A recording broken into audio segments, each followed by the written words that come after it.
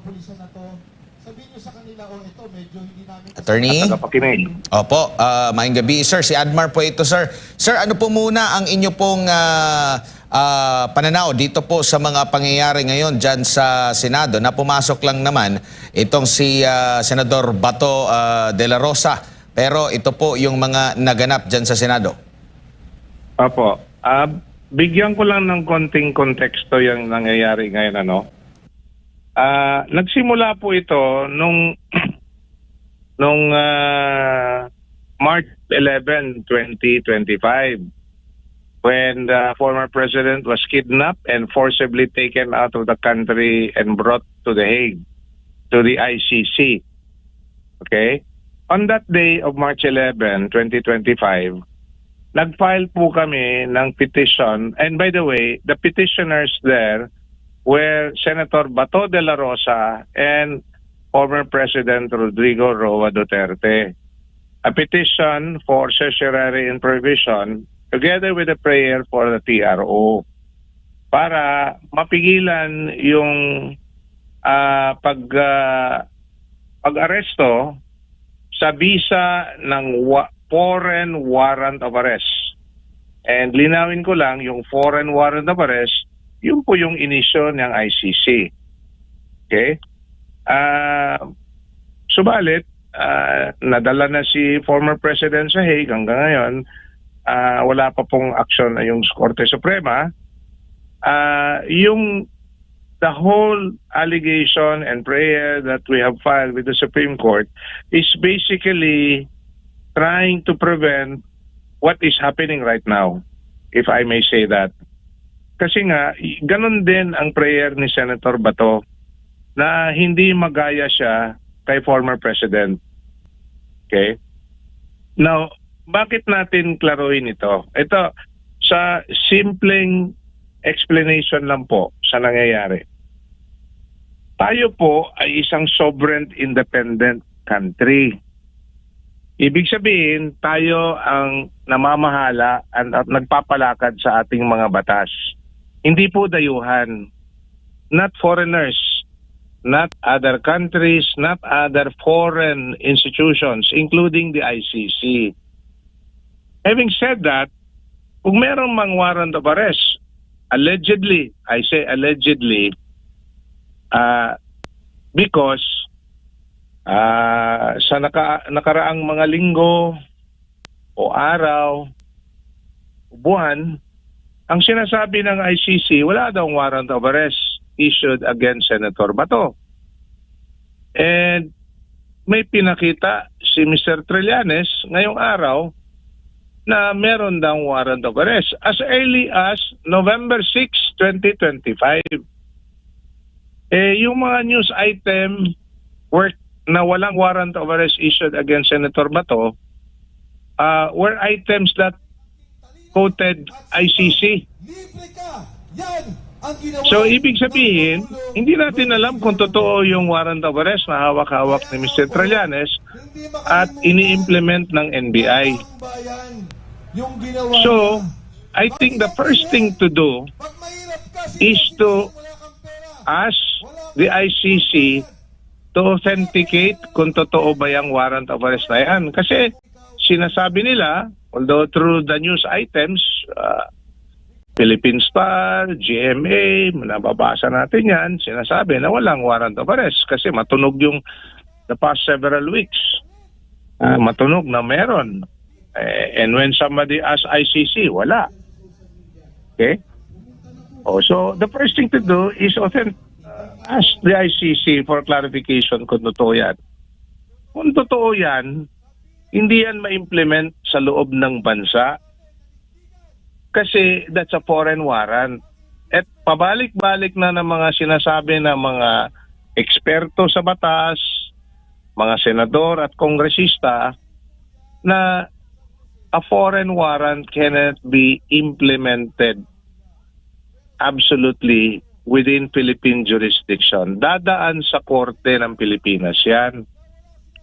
So yung tamang proseso po, and in fairness to the NBI, kasi ang pagkakilala natin si NBI, is a respected and professional institution on law enforcement. Sila yung takbuhan ng mamamayan sa mga pagdating sa mga malalaking kaso. Pero maayos na ginagawa yung tungkulin ng NBI. Unfortunately today, hindi po nasunod yung batas. Kasi ang sanang gawin ng NBI, kung meron man silang natanggap na foreign warrant, marami namang abogado sa NBI, idulog nila sa appropriate Philippine court. At yung judge will determine may sapat bang dahilan na mag-issue ng warrant. At kung may sapat man, then the Philippine court will issue the warrant. And it is that Philippine issued warrant of arrest that will be implemented within the Philippines. Hindi po yung foreign warrant.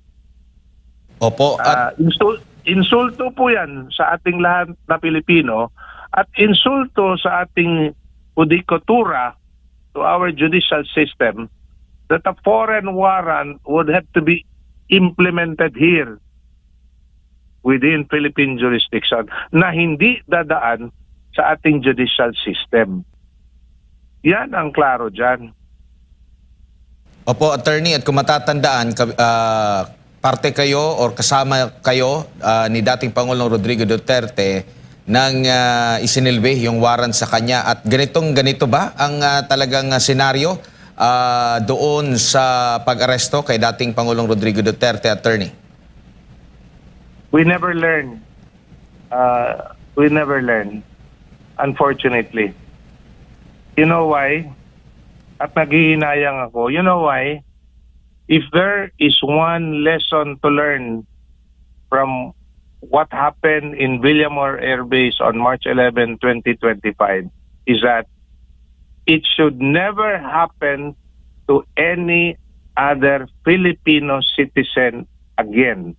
And I emphasize any Filipino citizen, kahit na sino ka, kahit na anong political color ka, matanda, mayaman, kahit na anong posisyon mo sa buhay, it should never happen to another Filipino citizen. Unfortunately, nangyayari na naman ngayong araw. Kaya ang panawagan ko, kung pwede man manawagan, kay Justice Secretary Eric Vida to call the attention of NBI Director Melvin Matibag, whose agency, the National Bureau of Investigation, is under the Department of Justice. At gawin nila yung tama na naaayon sa batas. Yun lang ang hiling ko. At yun ang hiling ng karamihan dyan ngayon na nagbibigil at sa lahat pa ng parte ng Pilipinas na nagmo-monitor sa nangyayari dyan sa Senado.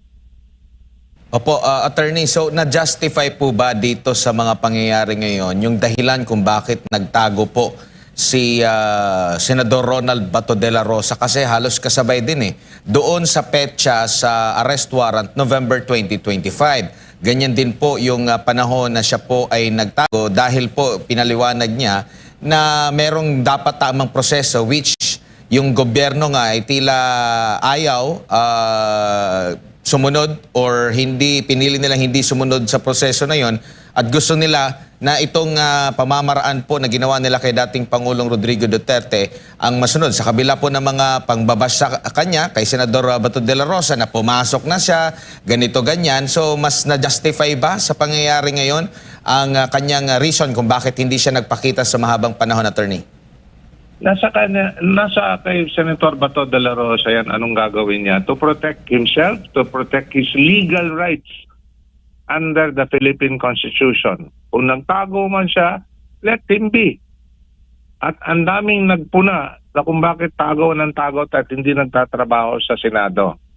Ngayon nagpakita na siya, ayaw nilang papasukin para siya ay magtrabaho. And yan ang hindi natin maintindihan. And if I would like to emphasize this point, not only is the fact that the manner of arrest was illegal because it did not pass through the Philippine court, the process by which it should have been done, but they prevented a sitting Philippine senator from performing his official duty as a senator of the Republic. Hindi lang po yan nakakahiya, nakakainsulto sa institusyon sa Senado. So I think Matibag, and Vida should address this once and for all. They can do that tonight. Huwag niyo nang pilitin yung isang bagay na hindi sang-ayon sa batas. Both are lawyers, I suppose. Opo. Attorney, meron ding pumupuna na ito daw ang protective custody na ginagawa po ngayon ng Senado dito sa kay Senador Ronald Bato de la Rosa. At siguro sa mga hinaharapan na gagawin nila kasi parang nagiging na nila, sistema na po dyan. Ito ba may tuturing na obstruction of justice doon sa pagsisilbi ng arrest warrant? Hindi ko nakuha yung tanong mo. Yung protective custody po na binigay ng Senado kay Senador Ronald Bato de la Rosa kasi may akusasyon. Wala pong obstruction of justice dito because sa sinabi ko na kanina, wala pong legal na basihan na i-arrestuhin si Senator Bato. So what is there to obstruct? Idaan nila doon sa korte at doon sa korte, sila yung magfa-file, no? Sa Philippine Court, and that will give Senator Bato the right to oppose. Yun yung tinatawag na due process. Isang mamamayan na inaapi o ginigipit. So yun yung klaro dyan. There is no such thing as obstruction of justice here. Ano ba? Hindi ko alam kung saan nanggagaling yung opinion na yan. Ang pahayag po na yan ay sinabi po ni Trillanes po, attorney. Hindi ko alam, abogado ba si Trillanes? Yun din po. Pero dito po, hindi ko alam. doon naman po sa pagpapakontempt doon sa NBI na humabol dito kay Senador Bato de la Rosa, ang nabanggit po, yes, pinakontempt sila ng Senado, pero parang dala-dala pa rin ng NBI yung kustodiya po dito. Attorney, ano pang masasabi nyo rito? Kustodiya ng kinontempt? Yes po, ng NBI po. Sa NBI pa rin po sila. Ito yan ang hindi ko na, I'm not going to comment on that. That's between the Senate and the NBI. Alam mo, in a bigger picture, and I hope I am not trying to aggravate or speculate, no? There is a standoff between the executive branch represented by a small agency. I say small because the NBI is under a department, is under the bigger department of the Department of Justice. At ang standoff is between the NBI and, for that matter, perhaps the Department of Justice and another branch of government, which is the institution of the Senate. So may standoff tayo dito sa dalawang sangay ng gobyerno, kung gano'n. Opo. At attorney, ang hindi ba pagbibigay din ng pahayag sa ganitong sitwasyon ngayon, attorney, dyan po sa Senado, between sa legislative at sa executive, no? Itong mga taga-execute po ng arrest warrant. Ang hindi po yung kumbaga tahimik ngayon ang palasyo, ang mismong Pangulo. Nakikita niyo po ba na kinukonsinte itong kaganapan ngayon? And that's precisely what I'm saying. May standoff between the executive and the legislative branch of government. And the better part of reason for everybody in and out of government is to address this immediately. Hindi sa ganitong pamamaraan. Hindi sa ganitong pamamaraan sa pagigipit na hindi naman sang-ayon sa batas. Can you imagine a foreign order? Kung saang mundo man yan sa Timbuktu, ini-implement dito na hindi dumaan sa korte natin? I say it again, insulto yan. Ako, abogado mismo.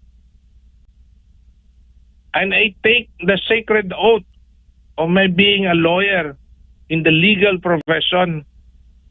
Nakakasakit yan sa ating lahat, lalong-lalo na those involved in the judicial system.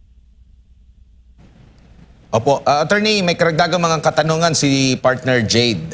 Opo, yes, sir. Yes, attorney, si Jade po ito. Ano sa tingin po ninyo ang makukuha ng gobyerno kapag kung sakali mang arestuhin, ipadala tulad ng nangyari kay dating Pangulong Duterte, itong si Senator Bato de la Rosa? Ano ang makukuha? Yes, sir. Ang makukuha natin ditong lahat, kakahiyan. Shame to our sovereignty that we are bowing to a foreign entity which we do not even recognize. We might have a very short memory. We already withdrew from the ICC as early as March 19, 2019. And why are we still implementing that warrant until now? And that's the reason why the former president has been invoking that issue of jurisdiction, even if that jurisdiction has already been denied on appeal. Because jurisdiction is the heart and soul of this case. This is the core issue in this case. And it's happening again. Yan ang problema dito. Kaya wag na nating ulitin yung malaking pagkakamali at sampal sa mukha ng lahat ng Pilipino patungkol dito sa nangyayari ngayon. Masakit na nga yung nangyari dun sa ating dating pinakamamahal na Pangulo at uulitin na naman natin ngayon. Ano ba nangyayari sa bansa natin dito? Opo. I call for sobriety, I call for reason, I call for the basic application of the law. Please, I call on all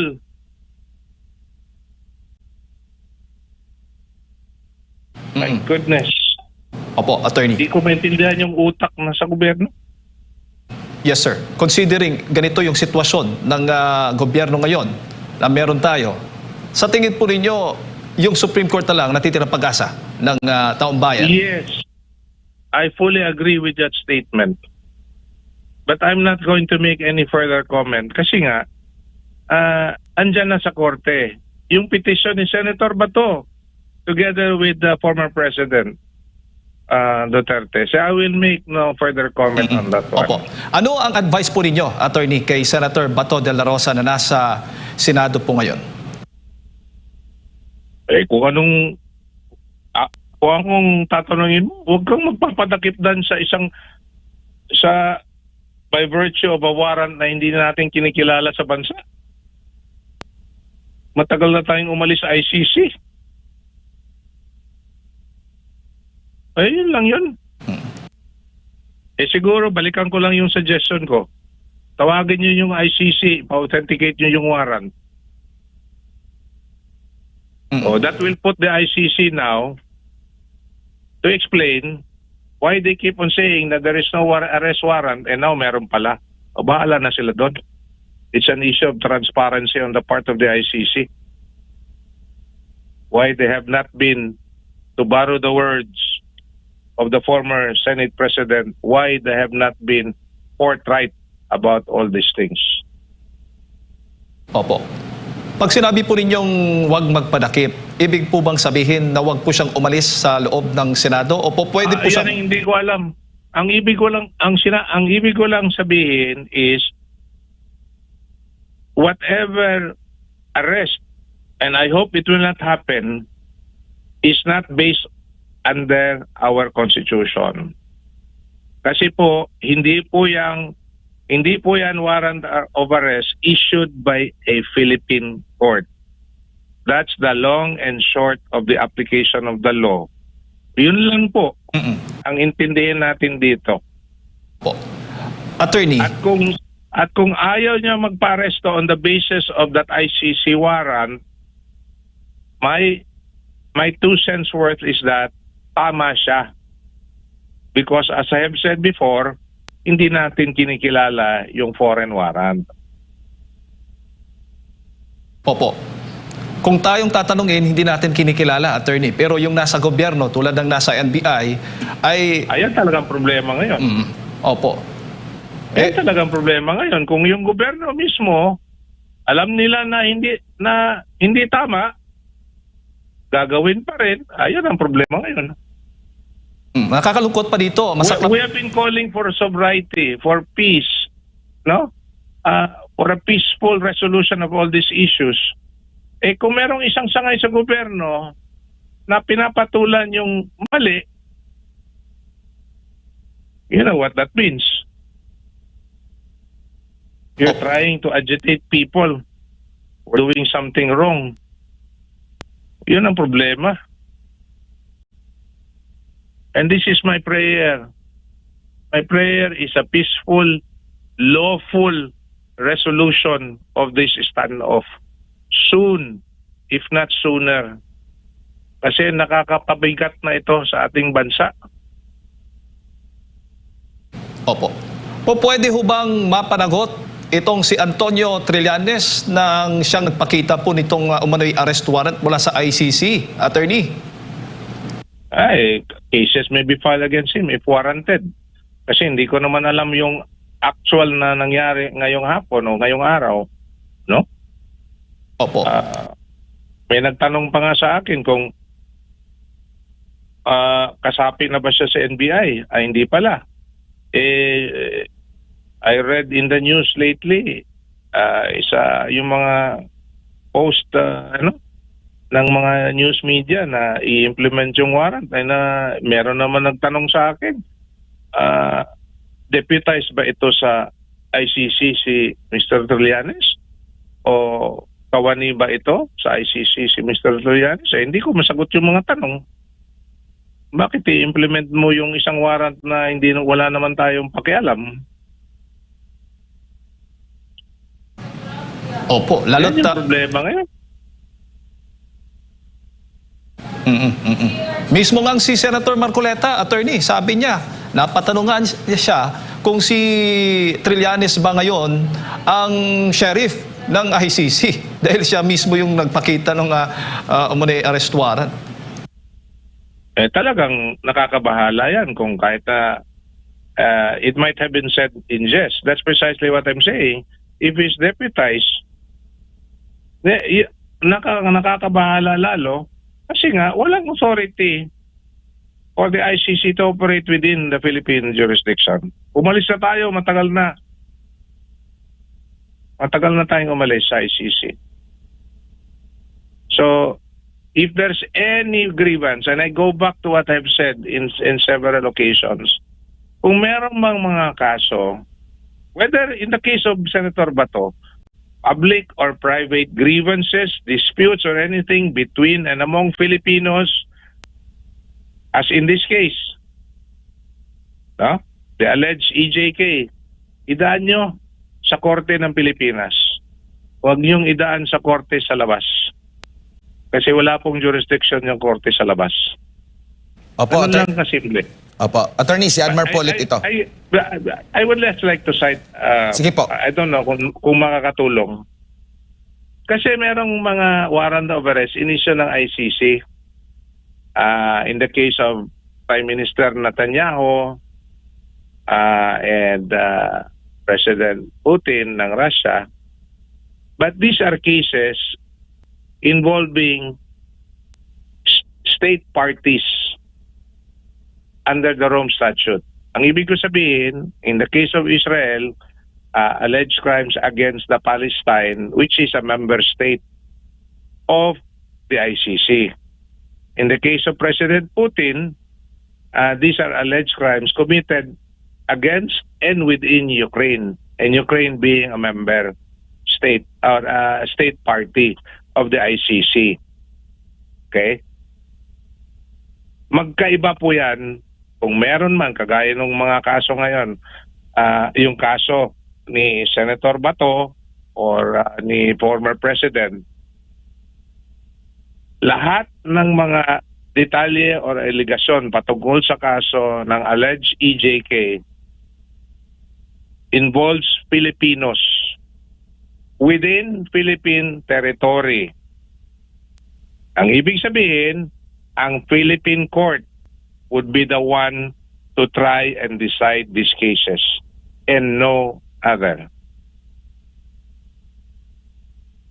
Opo, attorney, si Admar Polit ito. Apo.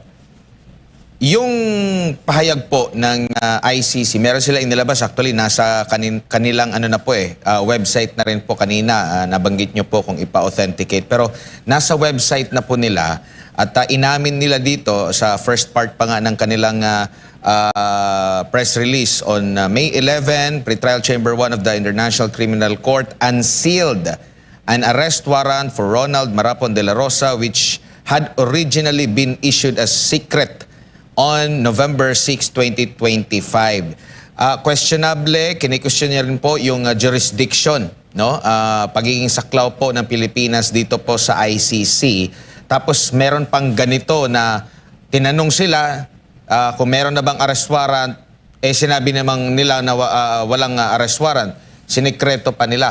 Parang wala talaga ba silang plano na makipag-ugnayan talaga sa local courts po natin at hindi nakikilalanin po ang local courts po natin dito sa mga galawan na ito ng ICC po, attorney?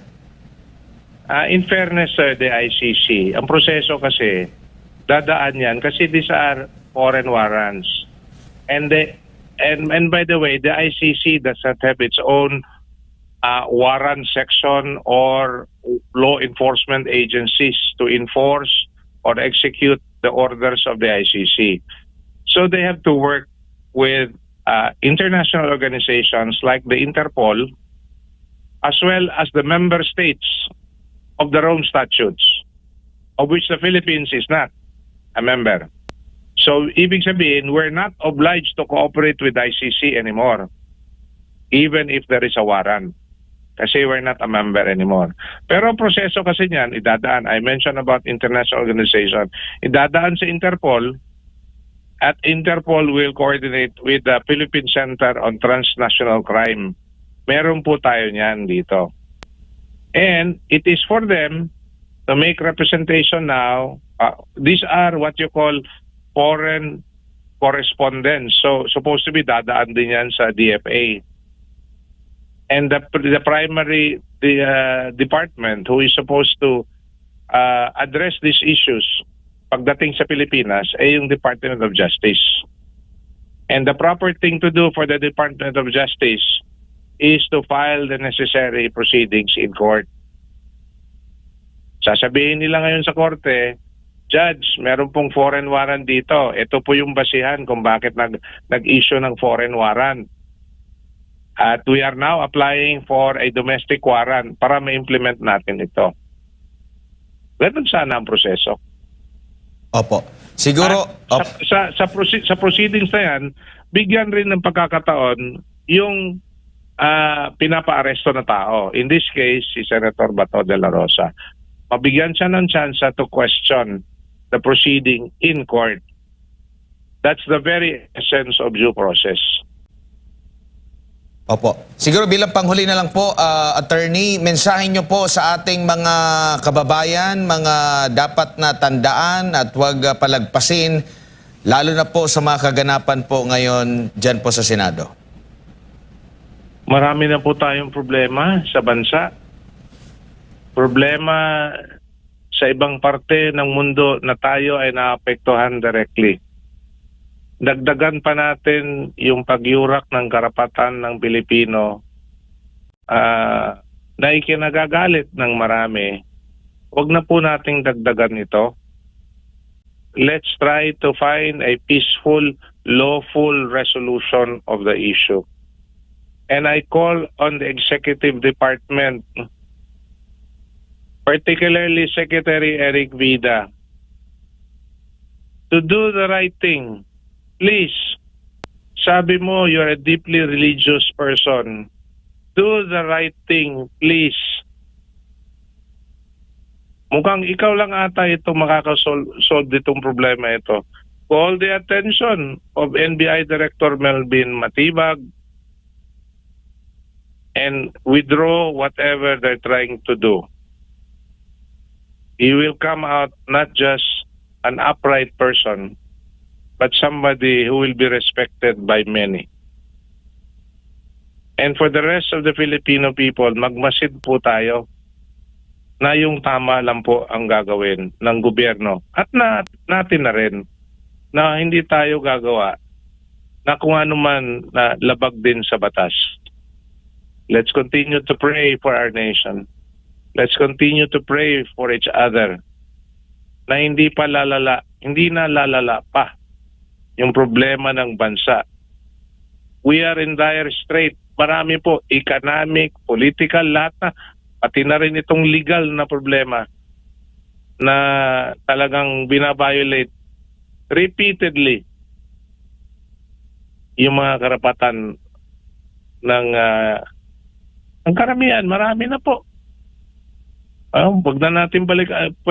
Hindi ko sinasabi na hindi natin kalimutan, pero it's all flood control issue. Lahat na talaga nakakasakit sa loob. So, please, I appeal. Let's continue to pray for each other, but let's be vigilant that we will be able to protect our rights as Filipino citizens. Yun lang po. Salamat po. Maraming salamat. Dagang salamat.